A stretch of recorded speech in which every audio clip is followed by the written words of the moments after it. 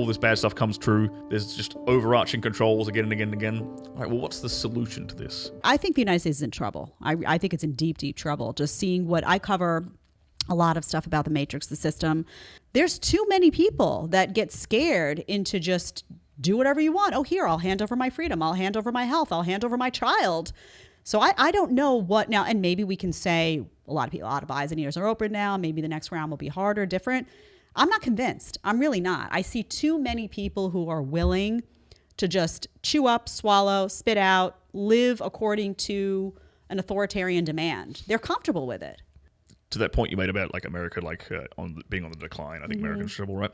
I think America as a country is in trouble, as a nation state, as a government. I think Americans in trouble, but I think Americans aren't.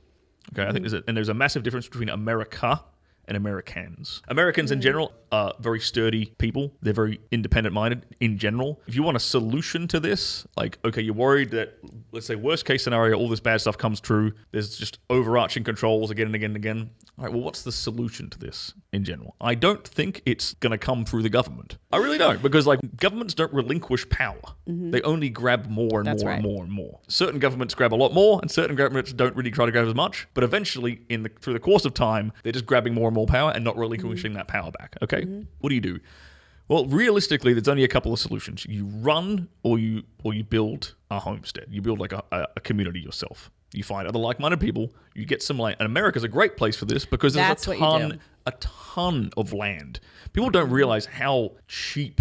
Wyoming, Montana, Kansas, So you're going to have to make a choice. Okay, do I want to live like my lavish metropolitan lifestyle, or do I want to set up a future for me and my family and generations of my family to come, where they're not ingesting microplastics in everything they eat, where they're not constantly bombarded with like estrogen mimicking compounds and shit in the water table, like where they're actually consuming real food grown on the farm. They can see the cow that they're eating, that they're eating the milk from. They can see the cow that they're going to slaughter in 6 months' time and eat and have enough food for the next year.